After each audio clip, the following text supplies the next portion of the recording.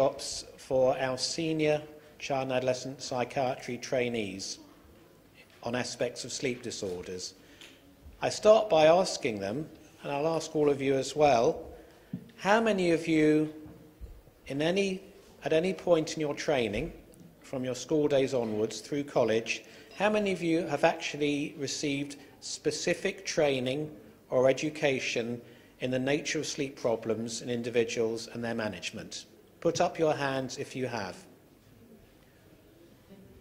So there's 3, so that's not bad. That's 3 more than usually put up their hands. But I think that's a good example, and I have the same experience with my trainees in London of just how tragically rare training is in this very important area.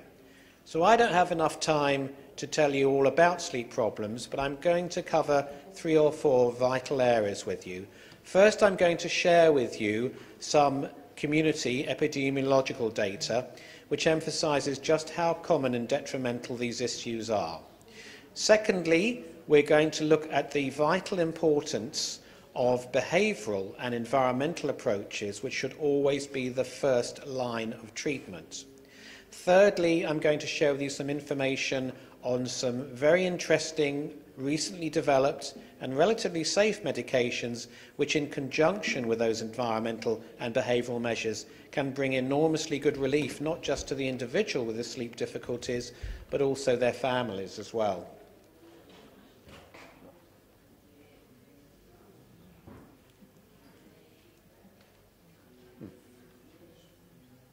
Should this be working somehow? Thank you. So here's a couple of egotistical references to keep you going. And please, if any of you would like me to send you illegal copies over the internet, then do give me your email address afterwards and I'll be delighted to do so. So the first is a review article I wrote a few years ago covering this area, and it also covers most of what I have to say in this talk. The next, this still isn't working. That's better. No, yes, that's it. Thank you. The next is a paper written recently covering use of medication in all aspects of child mental health as it relates to young people with developmental difficulties, and that should be useful as well. Let's see whether I can use this. Good. So when we're talking about sleep difficulties, the first thing to bear in mind is, as with any other area of knowledge, once you start to look at it, you realise how many aspects to it there are. So the first step we find is to differentiate between the different aspects that we would refer to as sleep difficulties. Clearly this can be in a general sense of being unable to sleep, insomnia. It may be more specifically difficulties in falling asleep, so-called sleep induction difficulties or settling difficulties. Quite often we find there are recurrent nighttime wakenings and also early morning waking in the early hours with impossibility of getting back to sleep again. And then we have a large group, which I won't have time to go into detail today, but they are very common and often very debilitating, the so-called parasomnias, conditions like nightmares and night terrors, sleep talking, sleepwalking, sleep reversal, where you sleep during the day and stay awake at night, and sleep paralysis. But we're going to be focusing on the top 3 or so of those today, and also more specifically focusing on those conditions which are particularly common in childhood and young people. Let's look first at the situation of sleep disorders in the general population of children and young people.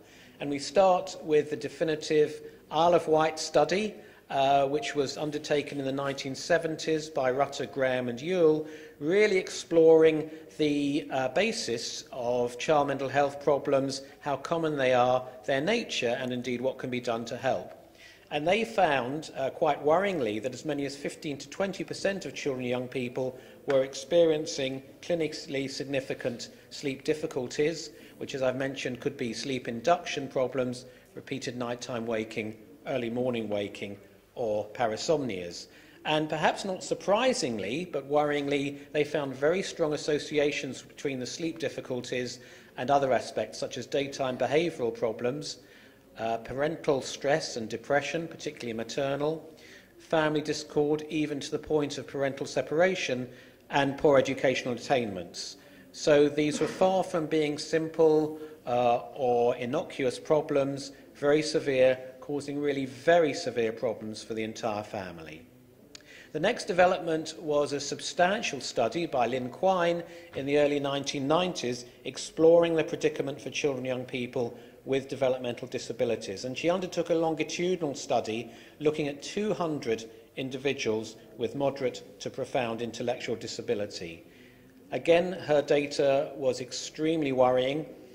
51%, approximately half of the children, had difficulties settling to sleep. 67%, approximately two-thirds of the children, were waking repeatedly through the night. And a third of the parents, in a way I'm surprised it wasn't more, but a third of the parents reported rarely getting enough sleep. In my clinic, I always ask the parent of the child with sleep difficulties, how many hours sleep, how many hours of uninterrupted sleep are you getting a night? And I want to share with you that it's really quite common for the parent to say, bleary-eyed and semi-consciously, perhaps 1 to 2 hours if I'm lucky. To which I then ask, how come you're still alive? And they say, I'm really not sure.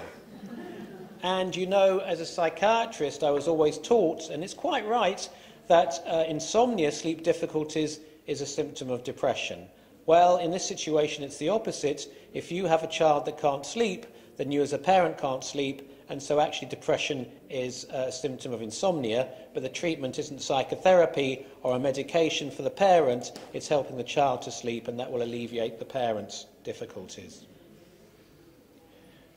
We can look at other developmental disabilities like the autism spectrum, where we find equally concerning data. Between 44 and 83% of individuals with autism spectrum disorders show a sleep disturbance. That's present in terms of the individual's comments, I can't sleep, and the parent's ones, she can't sleep, and difficulties falling asleep and staying asleep again. There are certain specific biochemical and genetic associations, which again I don't have time to go into, but the details are in the review paper that I wrote. But part of those issues do appear to relate to the important chemical melatonin, which we'll come back to in a while.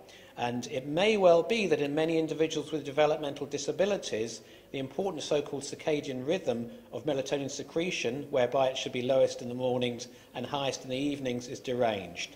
So maybe one's not producing enough melatonin, maybe the receptors in your brain aren't sensitive enough to it, or maybe there isn't this cyclical pattern, so you're secreting the same amount throughout the 24-hour cycle. And that would explain, at least in part, why you cannot sleep properly. Now, as I've said, the first line of treatment should always be behavioural, but even before that, environmental. Is the room dark enough? Is the room quiet enough? Is the room conducive to sleep, so the right temperature with a right routine of behaviours leading up to bedtime, and then to consider other approaches, extinction, ignoring the behaviour.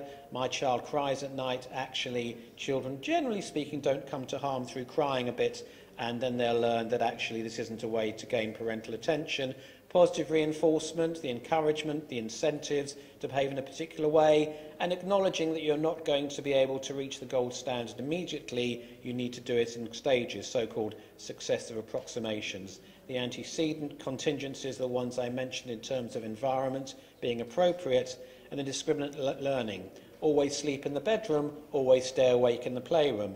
Simple and obvious, but very rarely actually applied. And that all-important thing, the regular, structured, predictable and calming bedtime routine. But sometimes that's just not enough. Why isn't it enough? Well, because there are two major determinants that help us sleep psychologically. The first is the ones that we use most, which have the wonderful German word, Zeitgebers, which Mike has told me I've spelt incorrectly. It's a German word, so it should have a capital Z. I apologise, Mike. And these mean, of course, time givers. We know that it's time to go to sleep because it's getting dark outside, we've drawn the curtains, the birds have stopped singing, the news bulletin is coming on the television, and my partner has arrived with a nice warm milky drink to calm me down. So I know psychologically that's the time to sleep.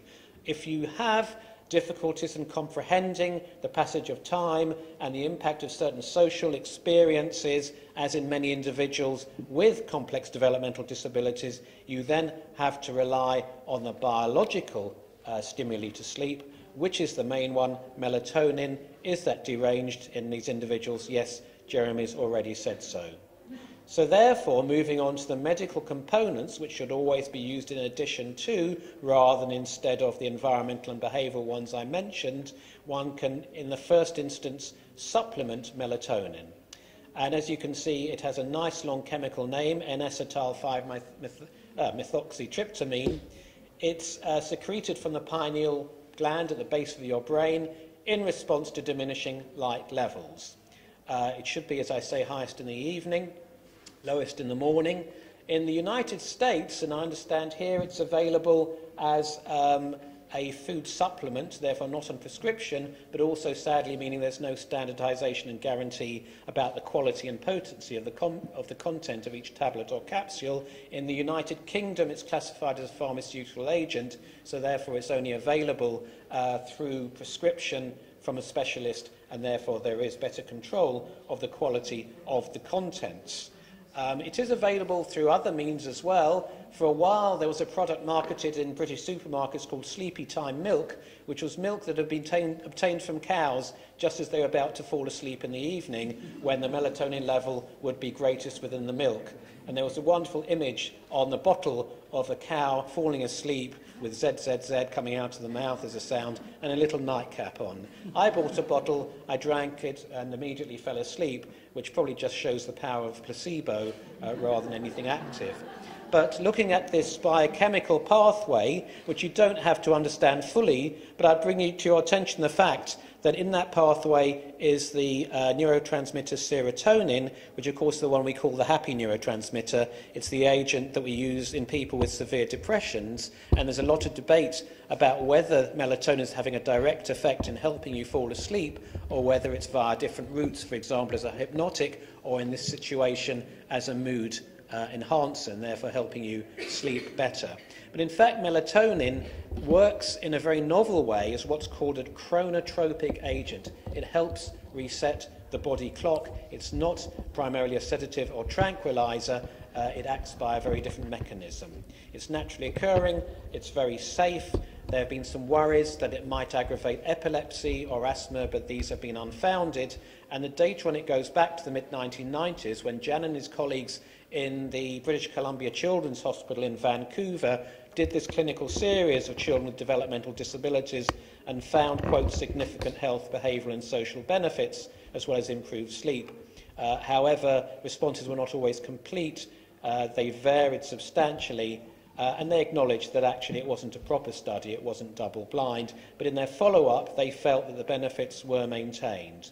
Now, I mentioned certain genetic conditions because some do have specific sleep issues. Smith-Magenis syndrome, we heard earlier in the day, that has particular sleep difficulties, as is the case for children with tuberous sclerosis. And there have been some studies looking at these and other conditions like Rett syndrome, confirming, I think, that whatever your genetic syndrome or otherwise, you can benefit from melatonin. I know I do. When I go to the west coast of the States, I take it for my jet lag, and it works very well. I wake up in the morning feeling euphoric after a good night's sleep. That's probably because I'm on the west coast of the States and about to do, hopefully, a well-received talk in a conference, but maybe, just maybe, there's a biochemical component to it.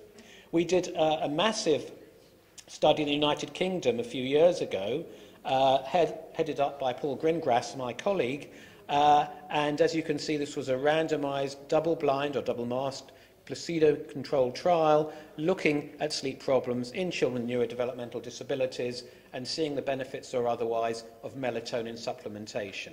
And as you can see, the results finally showed at first sight quite a lot of promise. The total sleep time went up significantly. In other words, in almost all children on the melatonin rather than placebo, they improved. But the actual time difference wasn't that great. They fell asleep perhaps 40 minutes earlier. They slept perhaps 25 minutes longer. But actually, they woke up earlier as well. So the duration of their improved sleep wasn't that much improved. However, the parents loved it. They thought it was fantastic. and maybe that says firstly something about the crudeness of the assessment instruments we were using, but also the fact that quality of sleep is important as well. So if there's a predictability that you know as a parent when you will be able to fall asleep and when you have to wake up, that's far better than the uncertainty and erraticness of most sleep difficulties. So we can say about melatonin that it's highly beneficial, certainly in the short term. Individuals do seem to gain so-called tolerance, that the benefits dwindle, but the answer then is to give them a drug holiday for a few weeks, and usually their brain resensitizes. In the